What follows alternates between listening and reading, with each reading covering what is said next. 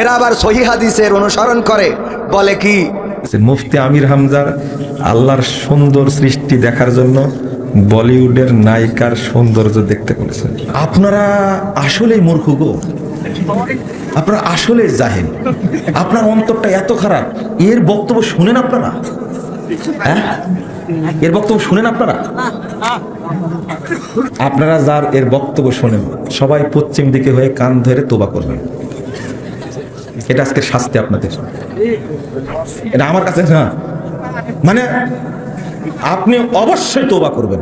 এরা আবার সহি হাদিসের অনুসরণ করে, বলে কি যে পশ্চিম দিকে ফেরেন, কান ধরে তওবা করেন। পশ্চিম দিকে ফিরে কান ধরে তওবা করতে হবে, কোন হাদিসে পেয়েছে? আমি তো আজ পর্যন্ত পেলাম না। তো যদি নায়িকার নাম আমির হামজা বলার পরে তুমি বুঝে ফেলো, তাহলে তুমি ওই নায়িকার হাজি। কথা কয় না? তুমিও পীর সাহেব কত বড় নাম বললো, বুঝে ফেললে তুমি কত বড় হাজি। তার মানে আমির হামজার আগে তুমি ওখানে গেছো। নিয়মের মধ্যে একটাও নেই যে কান ধরে পশ্চিম দিকে ফিরে তওবা করতে হবে। তাহলে তুমি হাদিসের সহি হাদিসের অনুসারী মুহতারাম আমির হামজাকে উপহাস করলে ভালো কথা।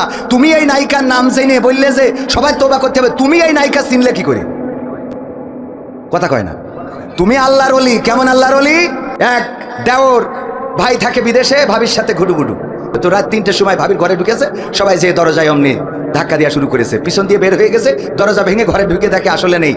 পরে করেছে কি, যেই ঘরে দেওর থাকে সেই ঘরে ঢুকে থাকে উনি, যায় নামাজ বিছাই তাহাজ্জুদের নামাজ, সিজদায় পড়ে রয়েছে, টেনে তুলে কয় এই ওঠ। কয় কেন? ওঠ, তোর সাথে কথা আছে। ভাবির ঘরে ঢুকিল কিডা? কয় আমি তো কইতে পারবো না, আমি তো সিজদায় ছিলাম, চতুর্থ আরশে পৌঁছে গেছিলাম। বলছে তুই তো পরহেজগার, এটা তো আমরা জানি, কিন্তু আমাদের দুঃখ হইলো তোর পায়ের স্যান্ডেল জোড়া তোর ভাবির খাটের নিচেই কেন? কথা কি বোঝা গেছে? তুমি তো পরহেজগার, তাহাজ্জুদে আসো, এটা মানলাম। তোমার পায়ের স্যান্ডেল জোড়া কেন এখনো ওই ভাবির খাটের নিচেই রয়েছে? তুমি তো পরহেজগার।